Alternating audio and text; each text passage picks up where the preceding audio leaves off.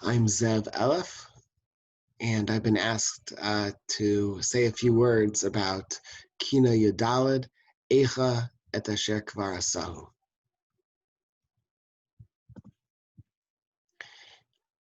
It's a long Kinah. I'm only going to take a look at a few key lines, complicated, very much so. And the word I'm using, the English translation from the Koran Siddur. Eicha et asher kvar asahu, tava mimenu ligbot, nisehu asher ad lo shchakim nimtachu b'shali ramaz va'aretz hayita tohu. How that which was already decreed at the time of creation is now demanded of me, holding me to account. And I think that the theme of the entire Kinah is historical contingencies. I'm a historian after all. And how key figures in our Masorah, beginning with Adam Harishon, concluding with Moshe Rabbeinu, dealt with the multiplicity of possibilities of God's reign, of HaKadosh Baruch Hu's control over the course of world history. Gada Gova Komat Yitzir Tsar, Zeh Sefer Lefanav, Huvtzar, Galmi Ra'u Einecha, Haftzer, Kavir Lefanav, Kona Atzar. He cut down to size the great height of the man he fashioned, revealed, in this case to Adam Harishon, the book of future generations. Finds itself in a number of midrashic accounts that Adam was given free reign into the course of world history shortly before he died. He saw that King David would only live a short amount of time, and Midrash endowed David with more time to fulfill his own destiny. The shape of human destiny disclosed in full detail, even the unborn passed in review before him. So that's funny. If he saw everything, did Adam Harishon, what does that mean? Even the unborn, Kavir Lefanav Kolna Atzar, even the unborn passed in review before him. He already saw everything. So it doesn't mean unborn, does the Python, probably Rozra Kalir. It doesn't suppose that people who have not yet been born, that's already well known. He's looking in the book of future generations. That last line, very, very difficult Hebrew. Even the unborn passed in review before him means that Adam didn't just see the course of history. He saw every possible contingency, every permutation of who may or may not, plant her or his feet on this earth. He saw the entire sweep of history and all the different possibilities and was terribly overwhelmed by it. Later on in the Kinah, Vichmos v'yinatzel zeira v'yar hashlachat nizra v'ema nofelat alav kevizra v'tzidek midat hadin ka'azra'ah. God violently removed Israel's crown. In this case, it's Abraham. Avraham Avinu witnessed Israel's glory cast to the ground and possessed with fright dispersed, probably alluding to the destruction of Sodom and Gomorrah. Abraham yielded to God's harsh judgment when he saw it. Here, it's not like Adam, who saw every possible universe that would be created contingently on the unfolding of history. The question, the challenge of history for Avraham Avinu was something else. It was knowing that there could possibly be different contingencies, and he was praying on behalf of these people who were fated to perish. He understood that even though there were multiple possibilities of the outcome in Parshat Vayera, nevertheless, he yielded to God's harsh judgment when he saw the Midat Hadin.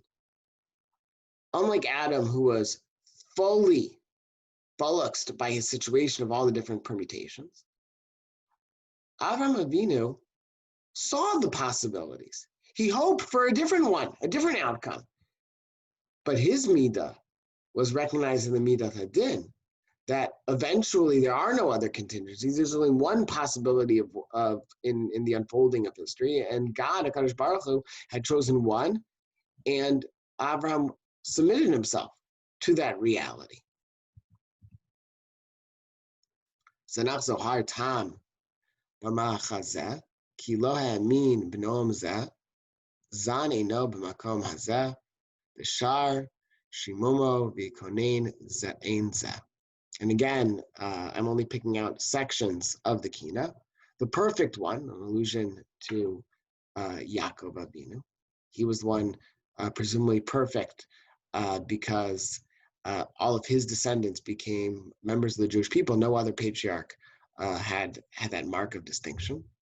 The perfect one, Jacob, Yaakov Avinu, despaired of the glorious vision of Israel's ascent, for he did not believe in that assurance. His eyes absorbed God's revelation in that place.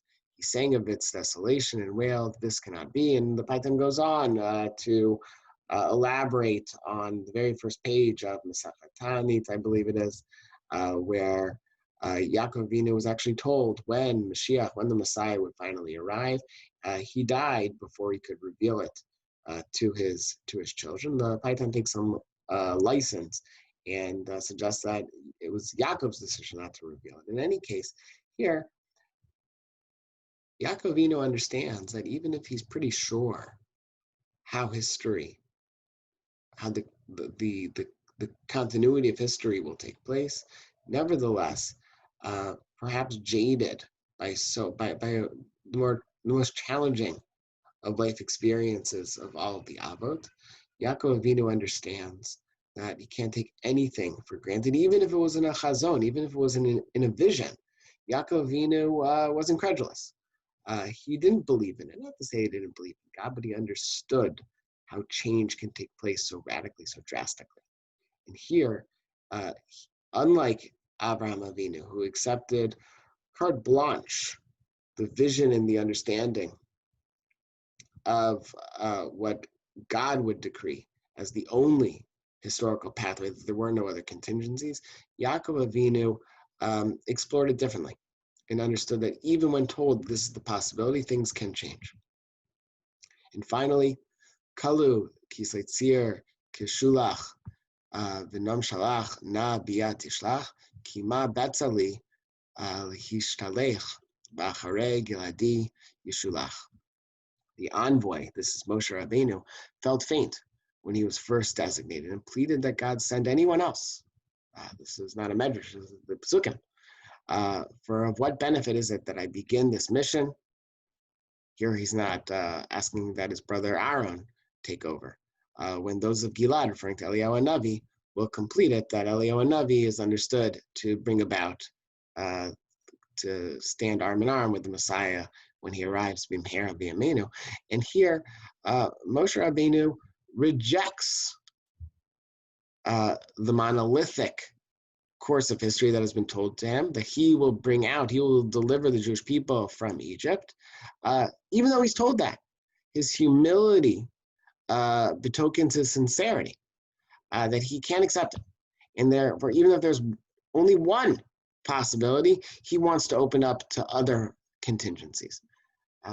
In this way, Tisha B'Av presents with us an unfolding of history, a collapse of so many calamities into one day of history. The keynote read like a who's who of tragedy in the course of Jewish history, but it also, in this particular Kinah, what it registers for us is how our heroes, our patriarchs, grappled with the possibilities of history, how to make change, but also, in the case of all of these micro case studies, how to eventually accept that there is only one, Kadosh Baruch Hu, who dictates the path of history, how they accept it, when they accept it, for whom do they accept it.